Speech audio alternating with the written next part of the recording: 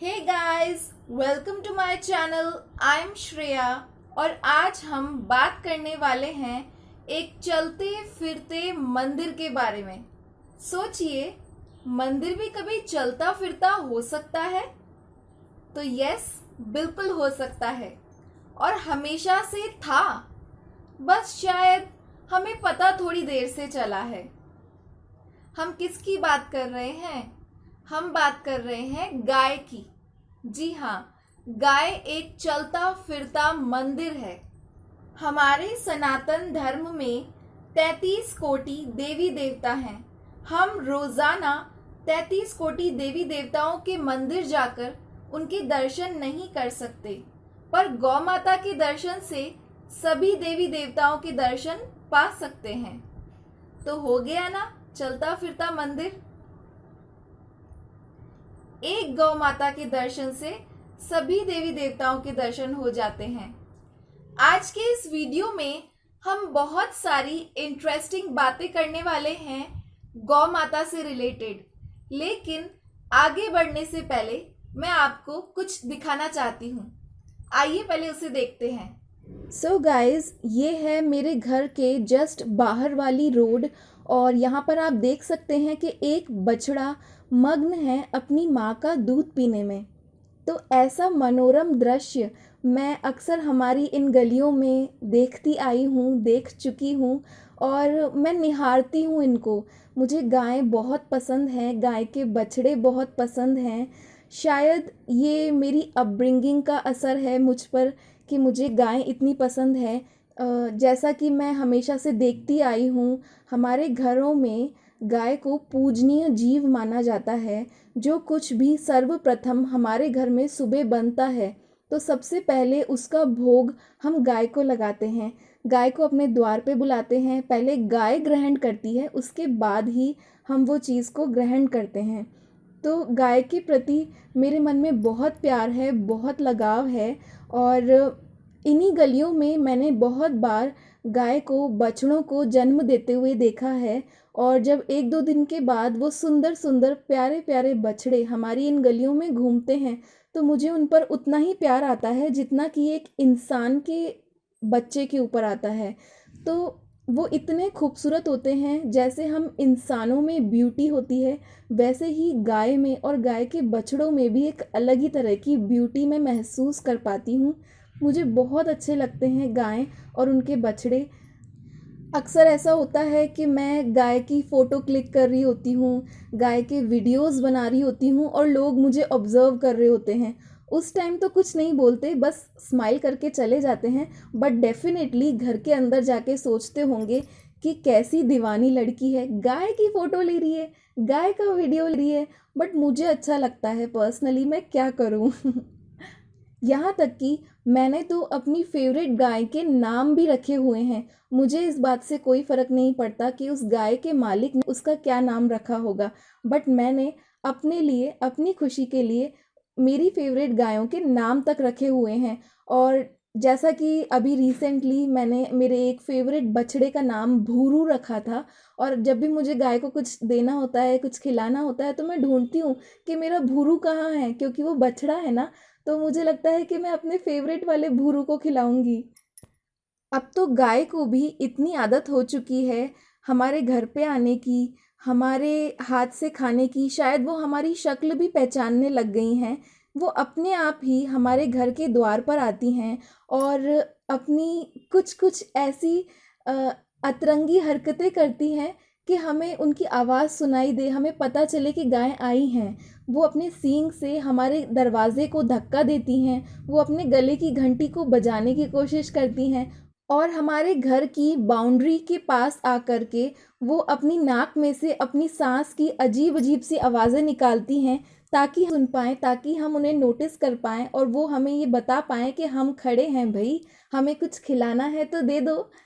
मुझे इतना अच्छा लगता है गायों का ये जेस्चर। ऐसा लगता है कि ये कितना समझदार जीव है।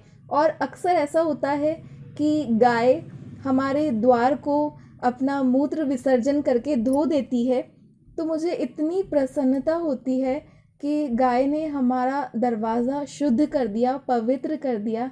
हम कितने ब्लेस्ड हैं। अमेरिका के कृषि विभाग द्वारा प्रकाशित हुई पुस्तक the cow is a wonderful laboratory के अनुसार प्रकृति में समस्त जीव जंतुओं और सभी दुग्धधारी जीवों में केवल गाय ही है जिसे ईश्वर ने 180 फीट लंबी यानी कि 2160 इंच लंबी आंत दी है, जिससे कि गाय जो कुछ भी खाती पीती है वह अंतिम छोर तक जाता है। अब इससे हमारा क्या लाभ, हमें क्या फायदा है, आइए इसके बारे में बात करते हैं। जिस प्रकार दूध से मक्खन निकालने वाली मशीन में जितनी अधिक गरारियां लगाई जाती हैं उससे उतना अधिक फैट रहित मक्खन निकलता है, ठीक उसी प्रकार इतनी लंबी आंत की वजह से गाय का दूध भी सर्वोत्तम निकलता है। अब बात करते हैं गौ वात्सल्य की। वात्सल्य का मतलब होता है लव, अफेक्शन, ममता। माँ है ना गाय, तो ममता तो ऑब्वियसली है ही सही गाय के अंदर। तो गाय की ममता के बारे में बात करते हैं, गौ वात्सल्य के बारे में बात करते हैं। गाय बच्चा जनने के 18 घंटे तक अपने बच्चे के साथ रहती है और उसे चाटती है, इसीलिए वह लाखों बच्चों में अपने बच्चे को पहचान लेती है, जबकि भैंस और जर्सी अपने बच्चे को नहीं पहचान पाती हैं। गाय जब तक अपने बच्चे को अपना दूध नहीं पिलाएगी तब तक दूध नहीं देती है, जबकि भैंस, जर्सी, होल्स्टीन के आगे चारा डालो और दूध दूह लो।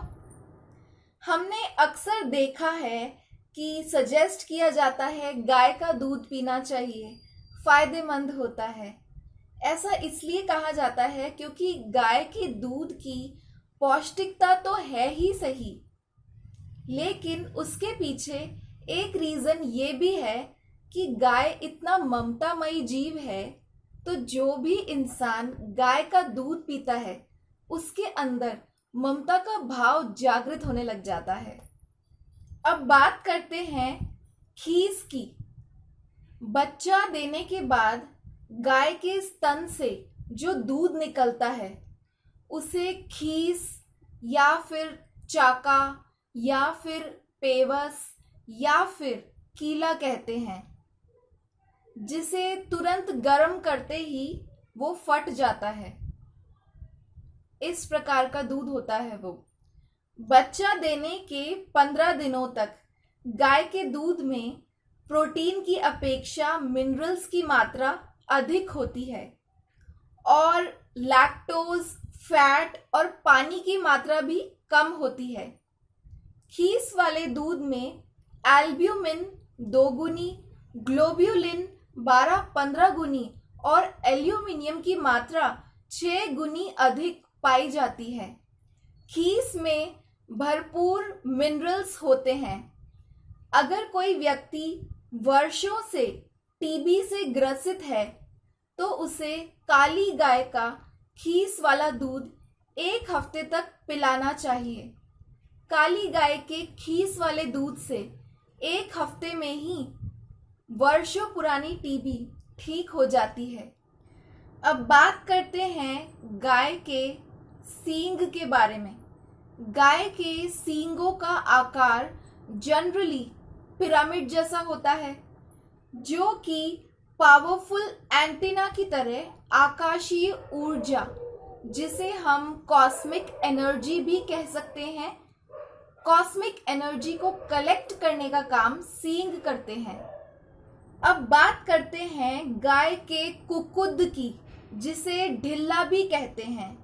गाय के कुकुद में सूर्य केतु नाड़ी होती है, जो सूर्य देव से आने वाली अल्ट्रावायलेट रेज को रोकती है। अब बात करते हैं गाय के दूध की, जो सबसे ज़्यादा हमारे काम आने वाली चीज़ है। गाय के 40 मण दूध में लगभग 10 ग्राम सोना पाया जाता है, जिससे शरीर की प्रतिरोधक क्षमता बढ़ती है। इसीलिए गाय का घी हल्के पीले रंग का होता है। गाय के दूध में पता है क्या क्या पाया जाता है? वाटर कंटेंट होता है 87%, fat 4%, protein 4%, sugar 5% and other elements 1 to 2%। और क्या क्या पाया जाता है गाय के दूध में? गाय के दूध में 8 टाइप्स के प्रोटीन एंड 11 टाइप्स के विटामिन्स पाए जाते हैं। गाय के दूध में केराटिन नामक सब्सटेंस भैंस के दूध से 10 गुना अधिक होता है।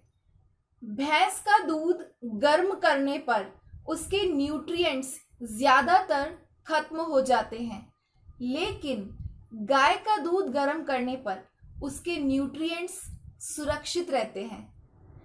अच्छा, ये सवाल आया है आपके मन में कभी कि गर्भवती नहीं होने पर भी गाय दूध का उत्पादन कैसे करती है? एक गाय बिना गर्भवती हुए भी दूध का उत्पादन कर सकती है।